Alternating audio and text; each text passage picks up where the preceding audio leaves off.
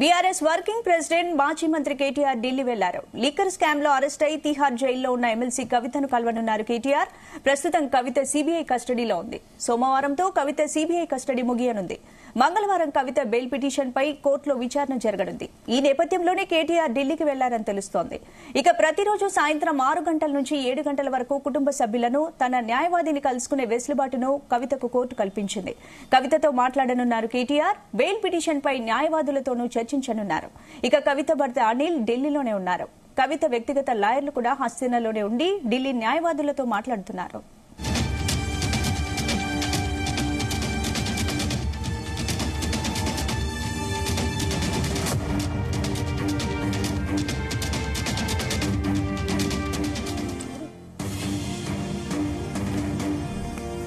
ఇక ఇదే అంశానికి సంబంధించి పూర్తి అప్డేట్స్ మా క్రైమ్ బ్యూరో చీఫ్ రవితేజ అందిస్తారు. రవితేజ,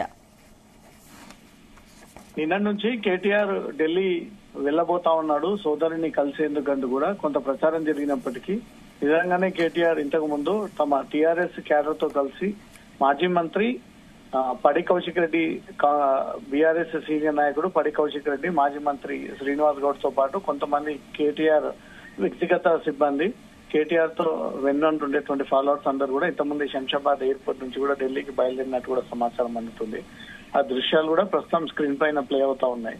కేటీఆర్ తో పాటు గతంలోనే అక్కడ ఉన్నటువంటి బీఆర్ఎస్ బృందం మళ్ళీ ఇప్పుడు తాజాగా నిన్న మొన్నటి వరకు ఎన్నికల ప్రచారంలో పాల్గొని ఎన్నికలను ఉద్దేశించి మాట్లాడినటువంటి కేటీఆర్ ఇమీడియట్ గా సిబిఐ కవితను అరెస్ట్ చేయాల్సి వచ్చింది.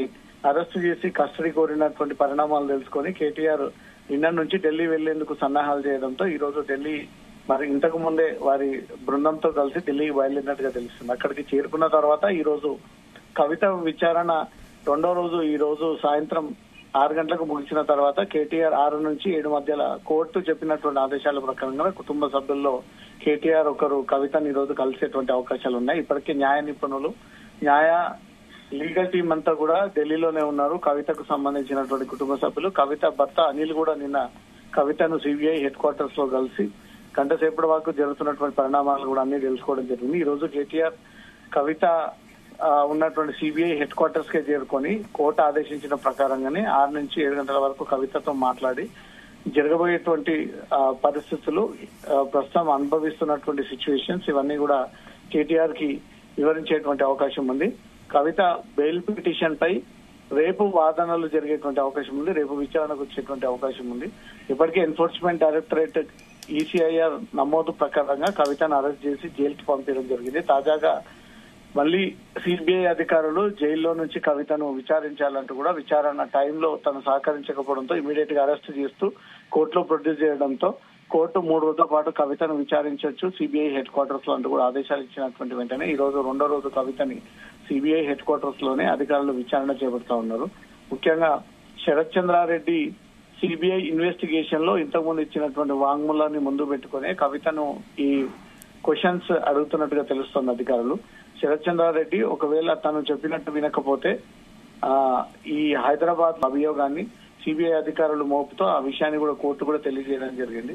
అడిగినటువంటి డబ్బులు ఇవ్వకపోయినా, చెప్పిన విధంగా వ్యవహరించకపోయినా మీ ప్రాపర్టీస్ కానీ మీరు చేసేటువంటి బిజినెస్ కానీ హైదరాబాద్ లో ఎలా చేసుకుంటారంటూ కూడా ఒక పాత క్రిమినల్ లాగా కవిత వార్నింగ్ ఇచ్చింది శరత్ చంద్రారెడ్డి వ్యాపారవేత్తకు అంటూ కూడా ఆ విషయాన్ని సిబిఐ అధికారులు గుర్తించి ఆ విషయాన్ని కోర్టు కూడా తెలియజేయడం జరిగింది. ఇదే వ్యవహారానికి సంబంధించి 3 రోజుల పాటు కస్టడీ కావాలని కోర్టు కోరడంతో కోర్టు అనుమతిచ్చింది. కవిత ఎమ్మెల్సీ మాజీ తర్వాత ఎంపీగా ఉన్నప్పుడు ఎంతమందితో ఈ చేతులు కలిపి వ్యాపారాలు చేసింది, ఎంతమంది రాజకీయ నాయకులు దాంట్లోకి లాగింది, ఎంతమంది రియల్ ఎస్టేట్ వ్యాపారులు, ఫార్మా వ్యాపారులు, ఇతర రంగాలకు చెందినటువంటి వ్యాపారులతో చేతులు కలిపి ఢిల్లీ లిక్కర్ పాలసీ కేసులో 100 కోట్ల రూపాయలు ఆమ్ ఆద్మీ పార్టీకి ఇచ్చేందుకు ఎవరెవరి దగ్గర ఆ డబ్బులు తీసుకొని అరేంజ్ చేసి వారికి ఇవ్వాలనుకుందనే దానిపై కూడా సిబిఐ అధికారులు దానిపై ఇన్వెస్టిగేషన్ సాగిస్తా ఉన్నారు. ఈ రోజు సాయంత్రం మాత్రం కేటీఆర్ 6 to 7 కవితతో కలిసి సిబిఐ అడుగుతున్నటువంటి విచారణ సంబంధించి గతంలో ఈడీ అడిగినటువంటి విధానాలకు సంబంధించి ఏవైనా వేధింపులకు గురి చేయడము, బెదిరించడం లాంటివి జరుగుతా ఉన్నాయా, ఈ విషయం మళ్ళీ కోర్టు దృష్టికి తీసుకెళ్లేందుకే కేటీఆర్ నేరుగా అక్కడికి చేరుకొని కవిత ఎదుర్కొంటున్నటువంటి పరిస్థితులు కూడా అన్ని తెలుసుకున్న తర్వాత రేపు బెయిల్ పిటిషన్ పై విచారణకు వచ్చినటువంటి వెంటనే సిబిఐ ద్వారా ప్రస్తుతం కవిత సిబిఐ కస్టడీలో ఉంది. మరి సోమవారంతో కవిత సిబిఐ కస్టడీ ముగియనుంది కాబట్టి మంగళవారం కవిత బెయిల్ పిటిషన్ పై జరిగే విచారణ ఏ విధంగా కొనసాగే అవకాశం ఉంది? ఏమైనా బెయిల్ వచ్చే అవకాశాలు ఉన్నాయా? లిక్కర్ కేసులో 6 నెలల తర్వాతే బెయిల్ ఇచ్చినటువంటి సందర్భాలు ఉన్నాయి.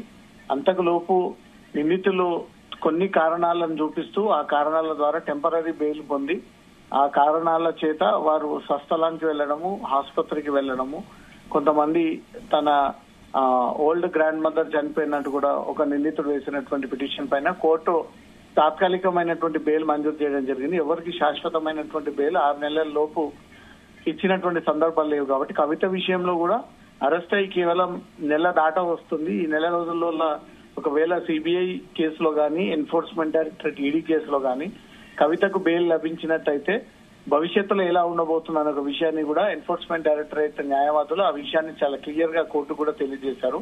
కవితను సిబిఐ, ఈడీ కింగ్ పిన్ గా భావిస్తా ఉన్నారు.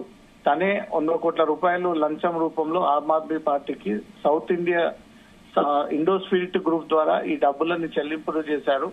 ఇదంతా కూడా రాజకీయ నాయకులు, వ్యాపారవేత్తలు, ఇతర రియల్ ఎస్టేట్ రంగానికి చెందినటువంటి వారి డబ్బులని సమకూర్చి కవిత ఈ 100 కోట్ల రూపాయలు ఆమ్ ఆద్మీ పార్టీకి లంచం కింద ఇచ్చినట్టుగా కూడా తనే స్వయంగా అక్కడ సిబిఐ అధికారులు ఆ విషయాన్ని కవిత నుంచి కూడా రాబట్టినట్టుగా తెలుస్తుంది. దీనిపైనే ప్రధానంగా సిబిఐ అధికారులు 3 రోజుల పాటు ప్రశ్నించి దానికల్లా వివరాలన్నీ కూడా రికార్డ్ చేసుకుని అవన్నీ కూడా కోర్టులో ప్రొడ్యూస్ చేసేటువంటి అవకాశం ఉంది. కవితకు బెయిల్ విషయంలో మాత్రం కవిత తరపు న్యాయవాదులు అనేక అంశాలను తెరపైకి తీసుకొస్తూ మహిళను ప్రైవసీ దెబ్బతీశారని, గతంలో మహిళను ఈ రకంగా అరెస్ట్ చేయని ఒకరు నోటీసులు ఇవ్వకుండా, ప్రొసీజర్ ఫాలో అవ్వకుండా, 41 CRPC నోటీసులు ఇవ్వకుండా కవితను అరెస్ట్ చేయడంపై మాత్రం తప్పుపడుతూ ఈ విషయం బెయిల్ పిటిషన్ వాదనలో జరిగేటువంటి టైంలో అంశాలన్నీ కూడా కోర్టు ముందుకు తీసుకొచ్చేటువంటి అవకాశం ఉంది.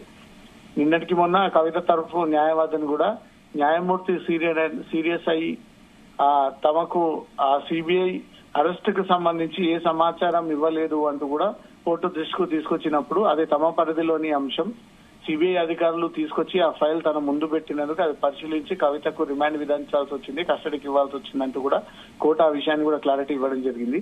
ఇప్పుడు కవిత ఎదుర్కొంటున్నటువంటి ఈ సమస్యలన్నిటిపై కూడా తను పాత్ర లేదు, నాకు రాజకీయ లబ్ధి దీంట్లో జరగలేదు, ఇంత పెద్ద స్కామ్ గా మారుతుందని నేను అనుకోలేదు, వివిధ వ్యక్తులు లాభపడతారనే ఉద్దేశంతో ఈ లిక్కర్ పాలసీ అనేది ఒక వ్యాపారంలాగా చేయబోయామంటూ మాత్రం కవిత స్టేట్మెంట్ ఇచ్చింది. దాని ప్రకారంగా అధికారులు దాన్ని పూర్తి వివరాలు బయటకు తీస్తా ఉన్నారు. ఈ రోజు కేటీఆర్ కలిసిన తర్వాత రేపు కవితను ప్రొడ్యూస్ చేసినటువంటి వెంటనే ఈ బెయిల్ పిటిషన్ పైన ఏం జరగబోతోంది, కవితకు బెయిల్ ఇచ్చేటువంటి ఆలోచనలో లేనట్టు కనబడుతుంది. ఎప్పటికప్పుడు ఈడీ, సిబిఐ మాత్రం తీవ్రంగా దాన్ని వ్యతిరేకిస్తూ కవితకు బెయిల్ ఇస్తే సాక్షులని ప్రభావితం చేస్తుంది, సాక్ష్యాలని తారుమారు చేస్తుంది.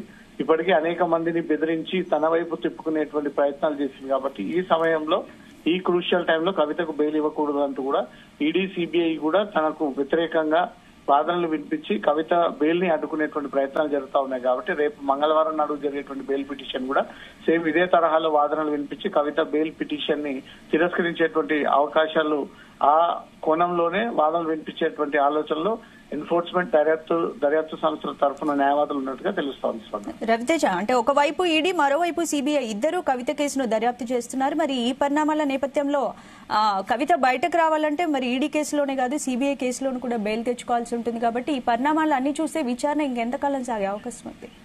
2 వైపుల నుంచి ప్రయత్నాలు జరుపుతా ఉన్నారు. ఎన్ఫోర్స్మెంట్ డైరెక్టరేట్ తరఫున general regular bail petition, CBI తాజాగా అరెస్టుని సవాల్ చేస్తూ సిబిఐ దీంట్లో ఇన్వాల్వ్ అవ్వకుండా, సిబిఐ విచారణ జరపకుండా అనుకూలమైనటువంటి తమకు తీర్పులు కావాలంటూ కూడా 2వ పిటిషన్. మధ్యలో కొన్ని స్పెషల్ వసతులు కావాలి జైల్లో అని దానిపై పిటిషన్ వేసినప్పుడు కోర్టు దానికి రియాక్ట్ అయ్యి ఇమీడియట్ గా కవిత కావాల్సినటువంటి అన్ని కూడా అరేంజ్ చేయండి అంటూ కూడా తిహార్ జైలు సూపరింటెండెంట్ ఆదేశాలు కూడా ఇవ్వడం జరిగింది. ఇప్పుడు కవిత సిబిఐ విచారణ ఎదుర్కొంటుంది కాబట్టి, సిబిఐ కస్టడీలో ఉంది కాబట్టి దీని తరఫు బెయిల్ పిటిషన్ కూడా ఇంకా విచారణకు రావాల్సి ఉంది. గతంలో ఈడీ తరఫున వేసినటువంటి పిటిషన్ మాత్రం రేపు మంగళవారం నాడు విచారణకు వచ్చి ఈడీ నమోదు చేసినటువంటి అభియోగాలు, ఆరోపణలు, ఆధారాలు, వ్యక్తుల యొక్క స్టేట్మెంట్లు, టెక్నికల్ సైంటిఫిక్ ఎవిడెన్స్, తన మొబైల్ డిస్ట్రాయ్ చేసి తమ చేతికి అందజేసింది. ప్లాన్ ప్రకారంగా కవిత దీంట్లో తప్పించుకునేటువంటి ప్రయత్నాలు చేసిందంటూ కూడా ఎన్ఫోర్స్మెంట్ డైరెక్టరేట్ ఇప్పటికే ఈ అభియోగాలు కవితపై మోపింది. కానీ కవిత మాత్రం అడిగినటువంటి ఎలక్ట్రానిక్ డివైజెస్ అన్ని ఇచ్చినప్పటికీ తనపై తప్పుడు ఆరోపణలు చేస్తా ఉన్నది ఎన్ఫోర్స్మెంట్ డైరెక్టరేట్ అంటూ మాత్రం కవిత వర్షన్ వినబడుతోంది. రెండు వైపుల నుంచి రెండు విడివిడి బెయిల్ పిటిషన్ దాఖలు చేసి తనకు బెయిల్ కావాలి అంటూ కూడా అనేక అంశాలను తెరపైకి తీసుకొచ్చింది. కవిత చిన్న కొడుకు ఎగ్జామ్స్ ఉండడం కారణంగా తనకు టెంపరరీ బెయిల్ కావాలి, కోర్టు ఆదేశాలను పాటిస్తాను, మళ్ళీ ఎప్పుడు రమ్మన్నా వచ్చి దర్యాప్తు సంస్థలకు సహకరిస్తాను, ఇప్పుడైనా క్వశ్చన్ చేసినా విచారించినా నేను ఆధారాలు అందించడానికి సిద్ధంగా ఉన్నానంటూ కూడా 4 పేజీలతో కూడినటువంటి లేఖల కవిత ఇవన్నీ కూడా మెన్షన్ చేసి ఆ లేఖను కూడా విడుదల చేయండి. కాబట్టి ఇప్పుడు కవిత చెప్తున్నటువంటి ఏ ఒక్క సమస్యని కానీ తను ఎదుర్కొంటున్నటువంటి సమస్యలు కానీ తనకు తప్పు లేదంటే ఇచ్చినటువంటి స్టేట్మెంట్ కానీ ఏది కూడా కోర్టు కన్సిడర్ చేసినటువంటి పరిస్థితులు లేవు. కవిత వేసినటువంటి బెయిల్ పిటిషన్ కూడా ప్రతిదీ తిరస్కరించుకుంటూ వస్తా ఉన్నారు. ఈ మంగళవారం నాడు వచ్చేటువంటి బెయిల్ పిటిషన్ పై కూడా తిరస్కరించి మళ్ళీ ఈ సిబిఐ అధికారులు ఏవైనా కస్టడీ కావాలంటూ కూడా మళ్ళీ కస్టడీ పిటిషన్ దాఖలు చేసి సిబిఐకి మళ్ళీ రెండోసారి కూడా కస్టడీ ఇచ్చేటువంటి అవకాశం ఉంది. Right, thank you Raviteja.